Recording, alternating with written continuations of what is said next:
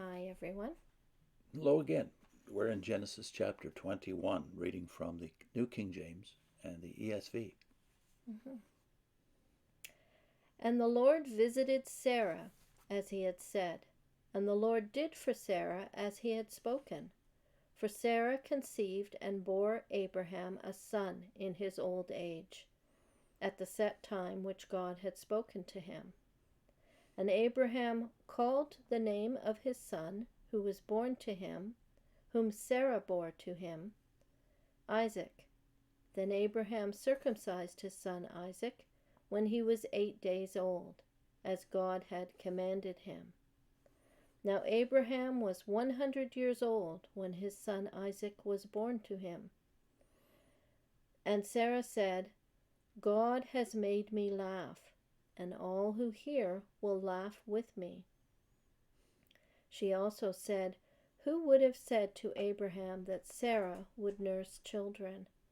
For I have borne him a son in his old age. So the child grew and was weaned, and Abraham made a great feast on the same day that Isaac was weaned. And Sarah saw the son of Hagar, the Egyptian, whom she had borne to Abraham, scoffing. Therefore she said to Abraham, cast out this bondwoman and her son, for the son of this bondwoman shall not be heir with my son, namely with Isaac.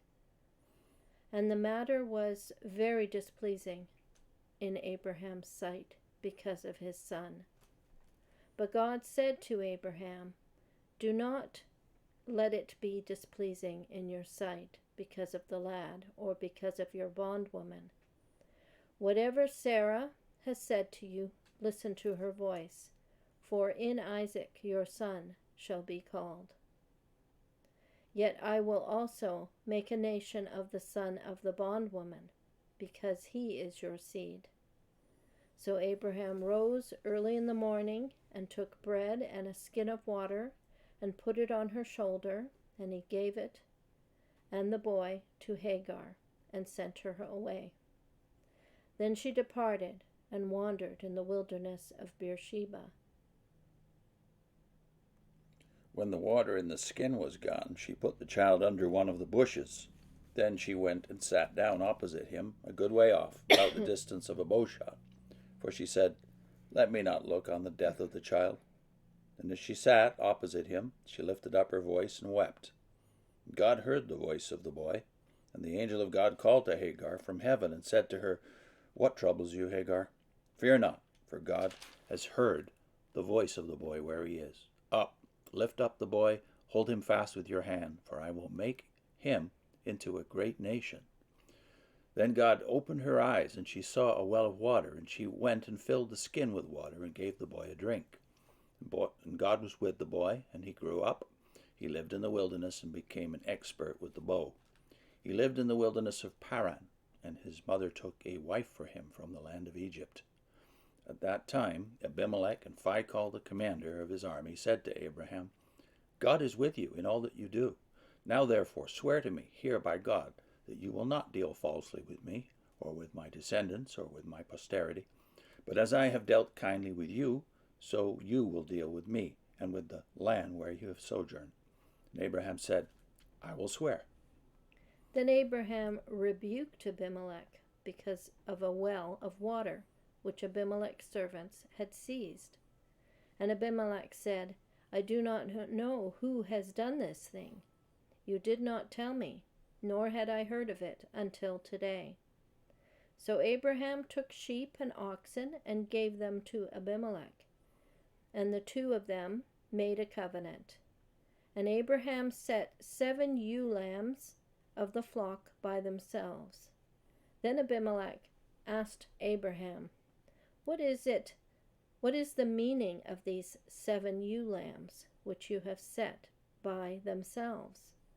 And he said, You will take these 7 ewe lambs from my hand, and they may be my witness that I have dug this well. Therefore he called that place Beersheba, because the two of them swore an oath there. Thus they made a covenant at Beersheba. So Abimelech rose with Phicol, the commander of his army, and they returned to the land of the Philistines. Then Abraham planted a tamarisk tree in Beersheba, and there called on the name of the Lord, the everlasting God. And Abraham stayed in the land of the Philistines many days. So the designed ambiguity that we referred to before, and even in the naming of the son who is finally born, the son of promise is here. Yeah. And so the word laughter becomes his name. Mm-hmm. And there's an irony to that, right? Yeah, because I think it's a good name to give him because she's happy. She has a son, but it's also a reminder that she laughed before in unbelief when she heard she was going to have a son. Yeah. So I think it ends up being a name that gives evidence of God's promise, that he keeps his promise.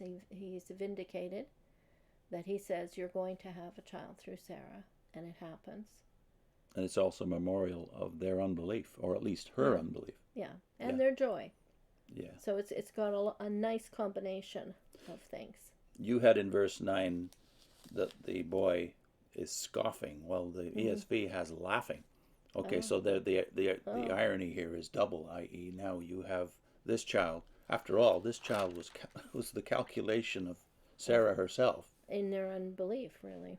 When she was still in unbelief. Mm-hmm. And now he's mocking his younger half-brother. Mm-hmm. And that is a sign of things to come, of course. Right. Nevertheless, despite what Sarah's heart is on this subject, and obviously it's displeasing to Abraham, the way she's reacting, again, like in chapter 16, despite her human, what can we call it, hostility to this other family that she's helped to create. A jealousy maybe there. But God obviously is vindicated in that he's promised that Abraham's seed will be blessed.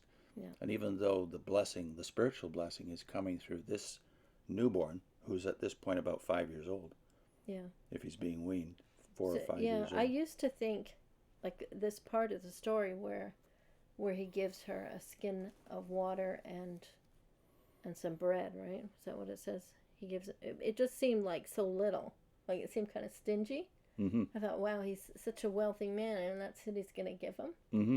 But now I'm kind of thinking perhaps this is because he goes and does exactly what he's told right away. That this is an indication of his faith. Mm-hmm. That God says, I'm going to take care of him. He will become a nation. Mm-hmm. He doesn't have to worry or load them down with a bunch of stuff when he sends them off into the wilderness. God will take care of him. Yeah. And in verse 18, that is amplified. He's not just going to become a nation. He's going to be a great nation. Mm-hmm. He's not going to be the great nation that Abraham was promised. But Abraham's new name means he's going to be the father of multitudes. He's going to be the father of nations. Mm-hmm. And so God is faithful even when it doesn't please us, the way he fulfills the promises. Mm-hmm. And then there's the fact that in the rest of the story, when you've got Hagar talking and when you've got this Abimelech talking, they don't use the covenant name. That's right. They always call God, God. And that becomes the pattern throughout the entire Old Testament, that you see when the covenant promises are at stake, or when God is revealing himself personally, the dominant name is Yahweh. But when he's at a distance, the dominant name is Elohim. And when the pagans are speaking of him, they are speaking of him, but they call him God. Mm-hmm. It's the chosen ones that call him with a more distinct name because they have a covenant with him. Even among the nations that we tend to think of as monotheistic, they're actually henotheistic because they use the name El Elyon, God Most High, or the Most High God, showing that they believe there are many powers, but there's one greater than the others. Mm-hmm. Here it's God, though, just the generic Elohim. Mm-hmm. But then at the end, something new. First of all, Abraham plants a tree. Mm. And we may not have noticed it, but he's never settled in any place long enough to set up housekeeping, right? But here he is staying in the land for some days. It says many days. And as he starts to worship Yahweh his God again in the way we've remarked upon before, where he builds an altar to the Yahweh his God. A public witness. A public witness to his worshiping this God. Now you have a new name of God too in verse 33. Yeah. El Olam. Everlasting God. Yeah, I think too that there's obvious communication going on between pagan nations and God's servant. He's not isolating himself away from them in the sense of not having nothing to do with them. Yeah. Showing them kindness and respect and getting along with them.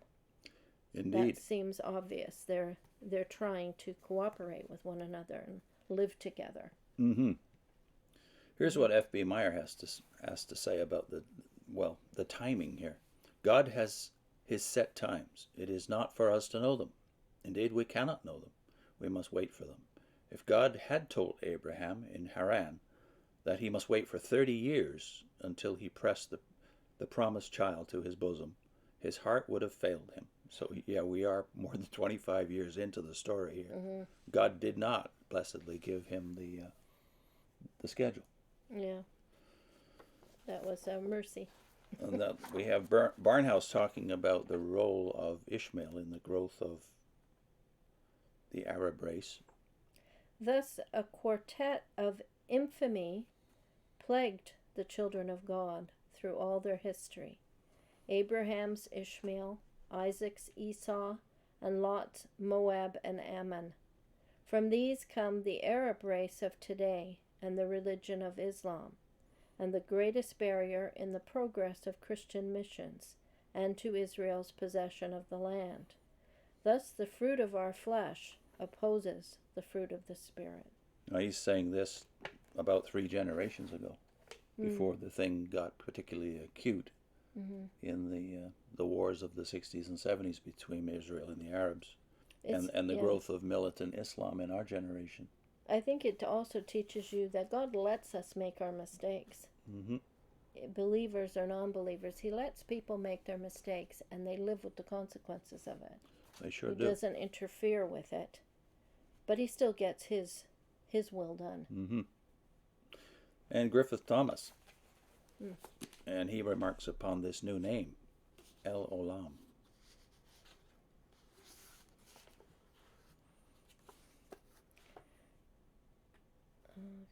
But now there came a new revelation of the meaning of his relation to God in the course of his prayer and communion. He learnt a new name. The new name was no mere additional title, but contained a new truth about God, the everlasting God, El Olam. He was thus reminded of God's unchangeableness and his dependableness. Well, how suitable that it's revealed here, or used here for the first time anyway, that Abraham and Sarah have come to realize when God says something, you believe it. Yeah. In a new way, they've come to realize that. Here's John Calvin. It hence appears that more rest was granted to Abraham after the covenant was entered into than he had hitherto enjoyed.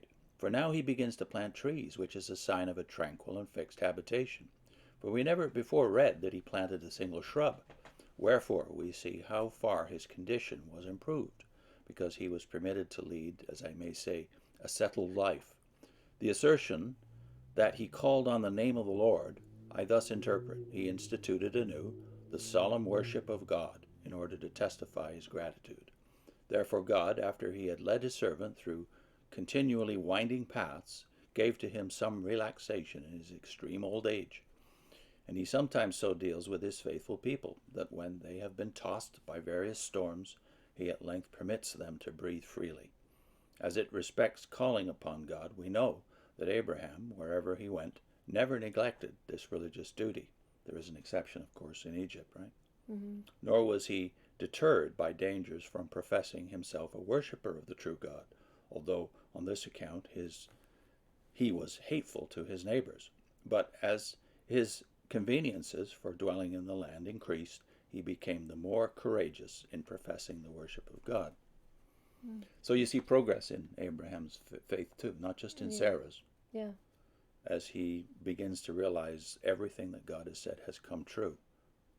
Later in the book, we'll have Jacob testifying to that same truth, right? All the way along, he can see, looking back, how God's hand has supervised all of these developments along the way. So we wanted to put a link in to